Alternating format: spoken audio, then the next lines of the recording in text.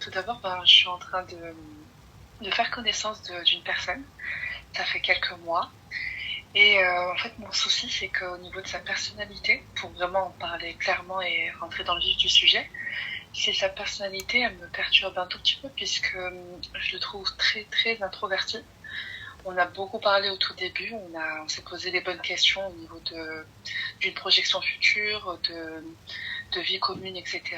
Et du rôle un peu de chacun.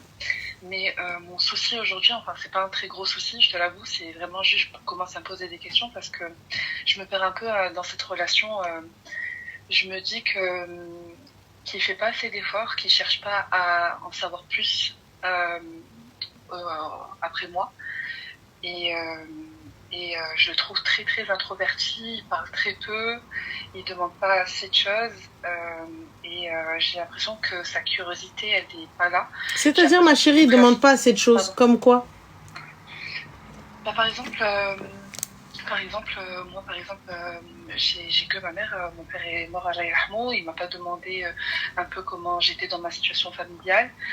Sur mon travail, tout récemment, je vais terminer mon travail.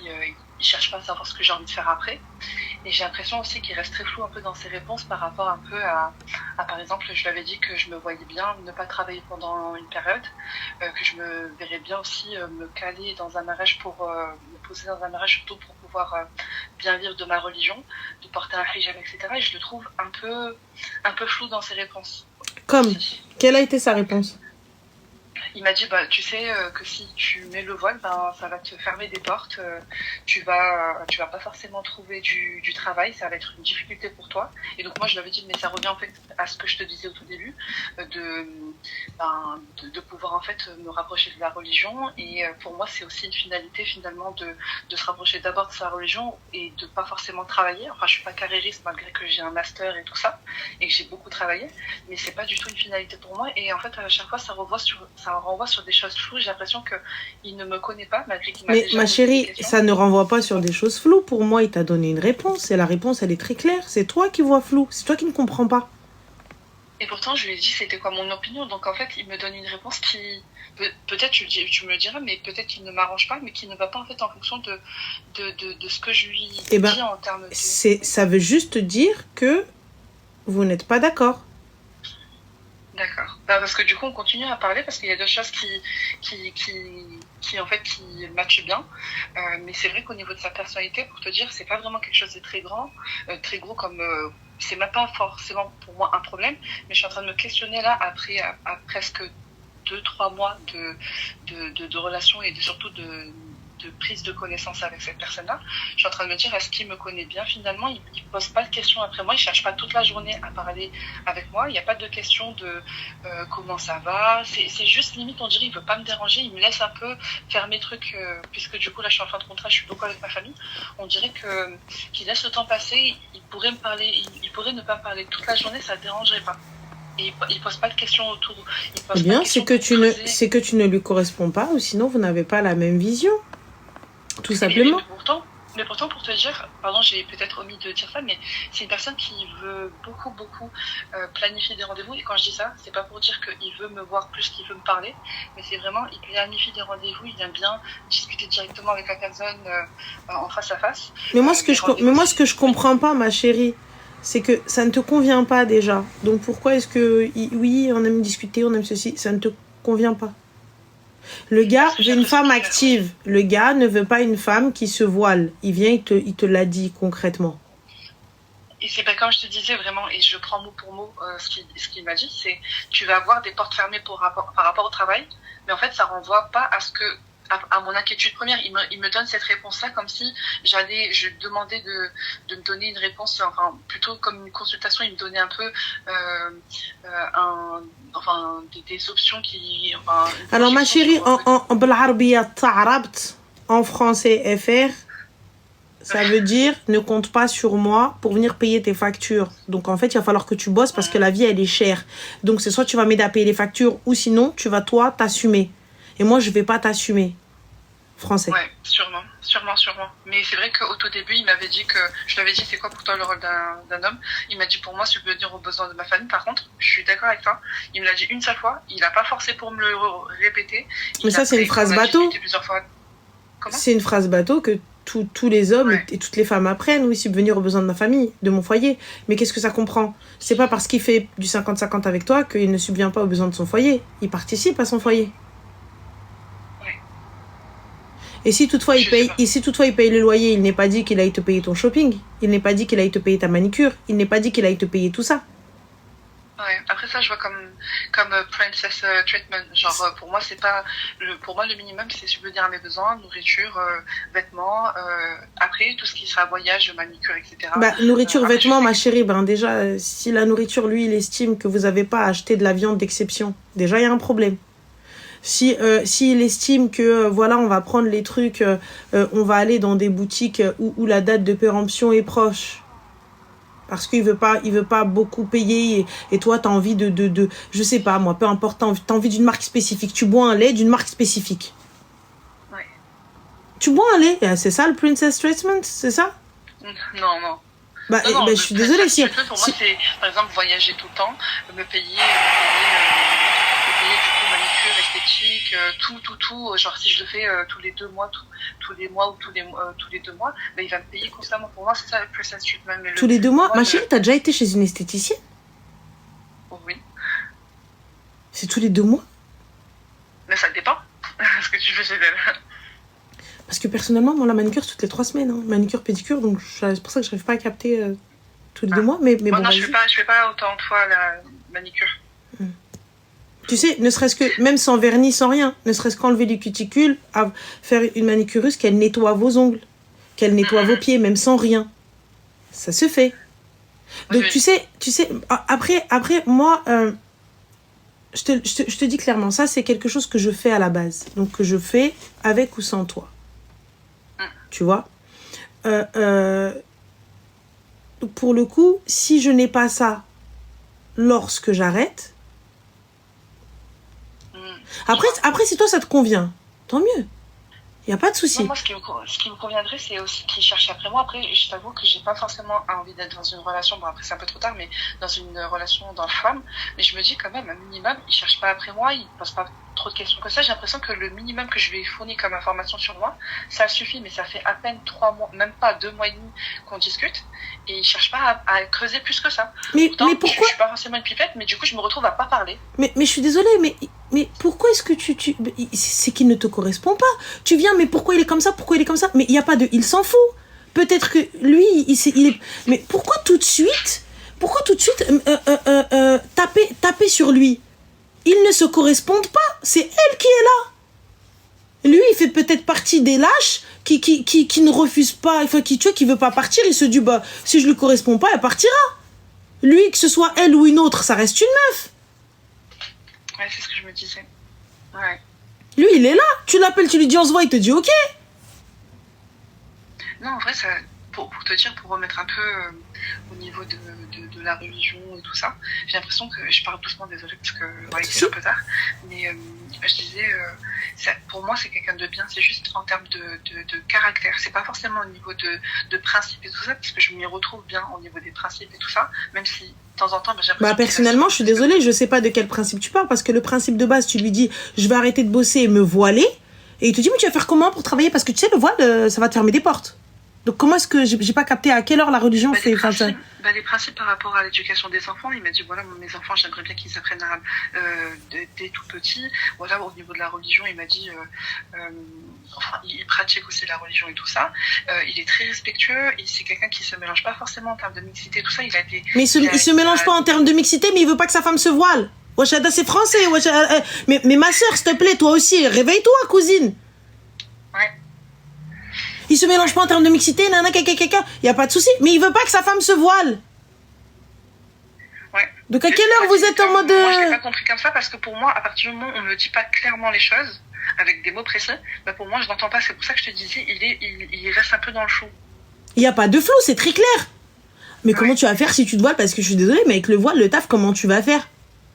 Ouais. Bah, non, mais moi, je t'ai dit qu'après le mariage, une fois qu'on sera mariés, toi et moi, you and me married, you know, twixt comme ça, husband and wife, you know. Donc, je vais arrêter de travailler. Je veux me consacrer à mon din, à mon hijab et à ma famille. Je n'ai pas d'exigence particulière en termes de shopping ou en termes de soins. Non, mais comment tu vas faire pour bosser? C'est comme le gars, vous allez au resto, toi, t'as pas d'argent, et le mec, il dit, mais tu vas faire comment? Comment tu vas faire? Tu vas pas manger? C'est comme ça que je vois ça, moi. Lui, il est en train de bouffer, il veut des alors qu'il... Bon, du coup, est-ce que... Bon, là, au niveau de ce que je t'ai dit, pour toi, c'est clairement ça, au niveau de sa réponse, ou j'essaie de creuser, de lui dire... mais tu veux creuser quoi? Soit tu vas le prendre entre quatre yeux, et là, la réponse ne va pas te convenir, mais par la suite, ça va pas te plaire lorsque tu vas te marier avec. On ne force pas. Vous ne vous correspondez pas. T'aimes pas sa manière d'agir, il interagit pas forcément. Il cherche pas plus. Un gars qui ne prend pas, qui ne t'appelle pas. Un gars qui ne cherche pas après toi, c'est un gars qui ne te veut pas. Fin de l'histoire. Un mec qui te veut, peu importe ce que tu vas lui faire, peu importe t'es une casse-bonbon, t'es ce que tu veux, il te déteste, mais il se rappelle qu'il t'aime. Il se rappelle que c'est toi qui veux, et quand bien même, peu importe, vas-y, t'es la relou de service, et il a envie de te rentrer dans le hate. Mais dis, vas-y, Nal-Shaitan, je l'aime.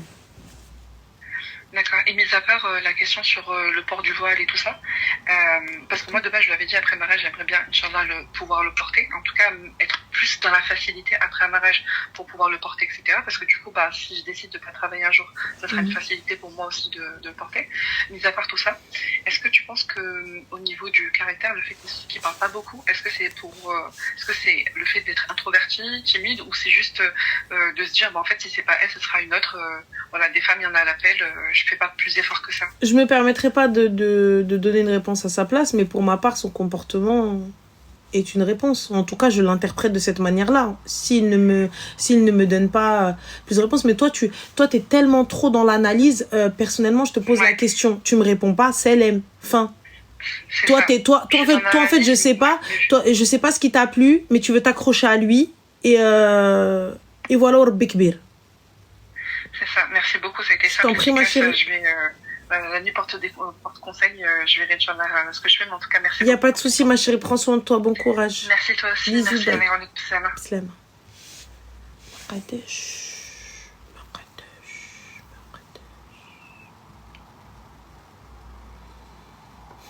Dis-nous tout. Oui, alors je te contacte parce que il n'y a pas très longtemps, j'ai rencontré un homme et tout. Et j'ai eu vraiment un coup de cœur sur lui. En fait, on s'est rencontrés sur l'application Muse.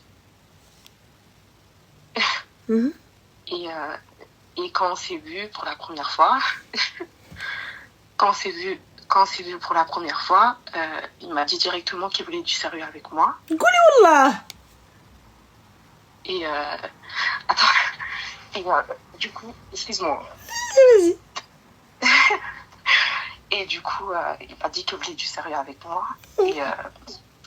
Et du coup, je l'ai présenté. J'ai voulu le présenter à ma famille. Sauf que, en fait, il voulait venir voir mon père pour lui demander maman. Et sauf que quand j'ai appris qu'il était... excuse-moi, je suis un peu stressée parce que...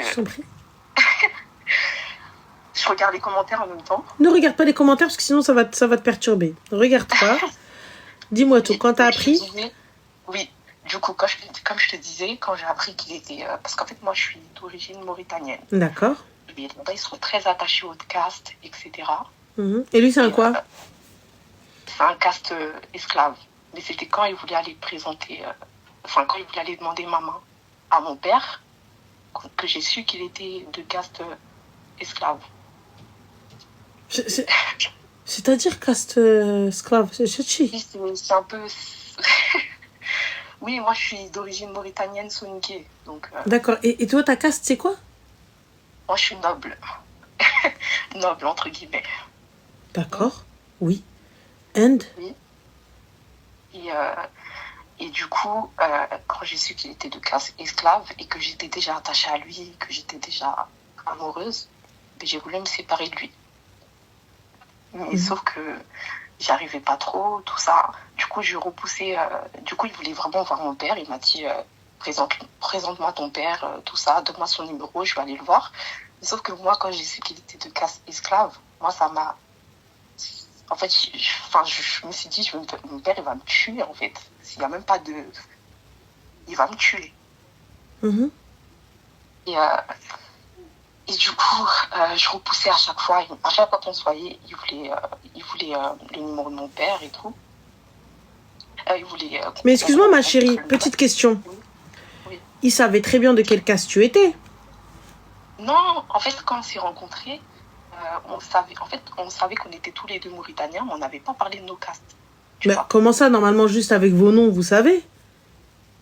Oui, justement, non, le nom de famille. Bah oui. Oui, mais au début, je vais pas demander son nom de famille. C'est logique, non? Bah non, je sais pas. Bah, je sais pas, moi, le premier truc, ça c'est quelque chose qui nous lie. On est Mauritaniens tous les deux. Je lui mettais de quelle caste? J'avoue.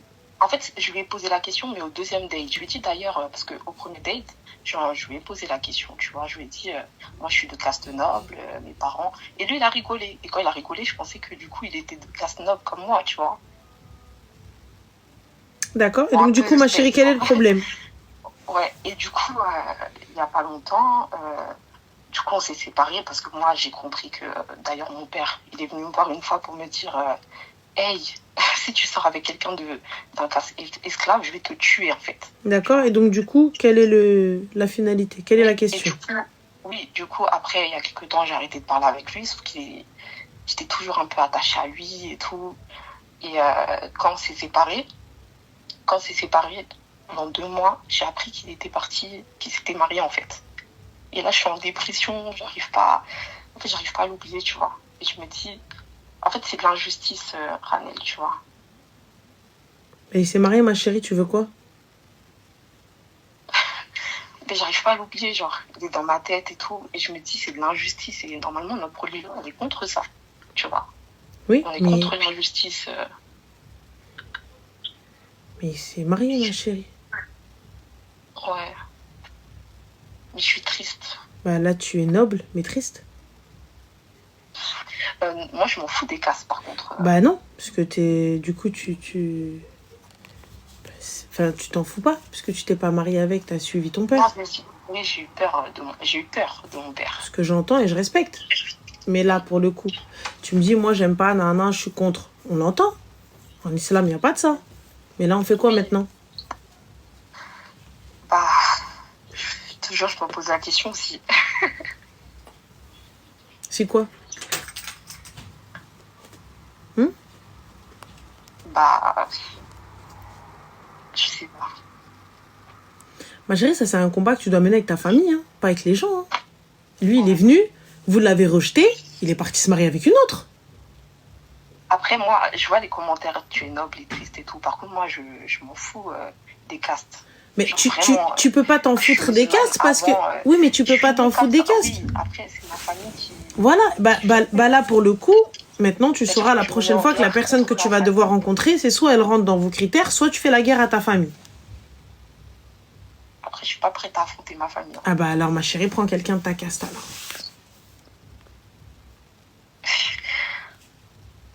Tout simplement. Ok. Bah, merci. Je t'en prie, Zine, prends soin de toi. Bisous. Bisous.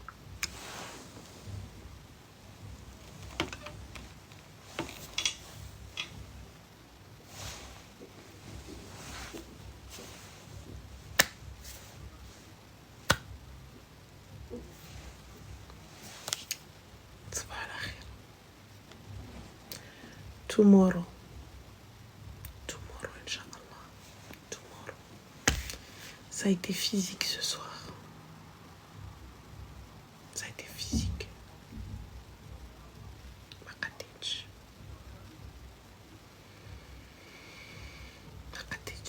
Oui, elle attendait notre réponse. Elle attendait notre réponse de ma part. Mais tu veux pas faire la guerre à tes parents parce qu'en fait, je peux pas reprocher au gars qui s'est marié. Il est arrivé, il t'a demandé, t'as pas voulu. Ma soeur, tu veux pas faire la guerre pour lui. Tu peux pas aller au front pour lui. Donc là, pour le coup, tu t'es pas posé devant ta famille. Tu as dit, excuse-moi, nous, dans notre région, il n'y a pas de caste. Il n'y a pas de ça, il n'y a pas de ça. Je peux comprendre, hein. Mais bon. Mohim, je vous fais des poutous. Je vous dis à demain. Le live, vous pouvez le retrouver sur Twitch, Spotify. J'ai une chaîne YouTube. Donc voilà, Mohim.